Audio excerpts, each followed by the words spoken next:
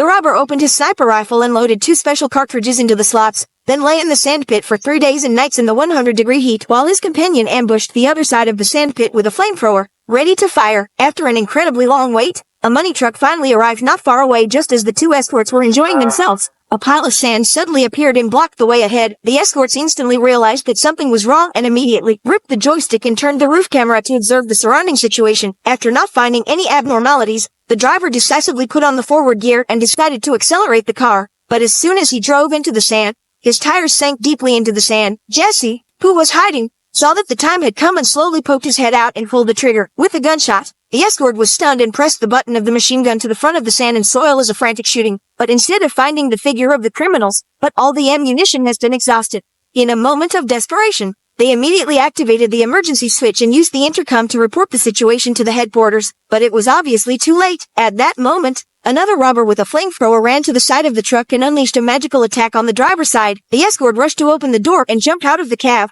But the 2 men were already lambs to be slaughtered while they were running for their lives. Jesse set up a sniper's rifle behind the hill without any panic. As the 2 fell one after another, Jesse could not hold back his excitement and immediately ran to the truck to dig out the spare tire prepared in advance, and then took out the jack 3 or 2 times to the truck in the air. But in less than a minute a brand new tire was replaced. Then he pulled out the hidden steel plate from the sand and laid it in front of the tires of the truck. As the steel plate and the tires came into close contact with each other, the truck drove away from the sand pit with ease. In this way, Jesse drove the truck along the route laid out by his teammates into the desert bunker dug in advance. In order to cover up the trail of crime, they first laid steel plates on the hole, and then sent one person to cover the exposed exit with sand. And then a helicopter flew in quickly and used the power of the propellers to even out the surface of the sand.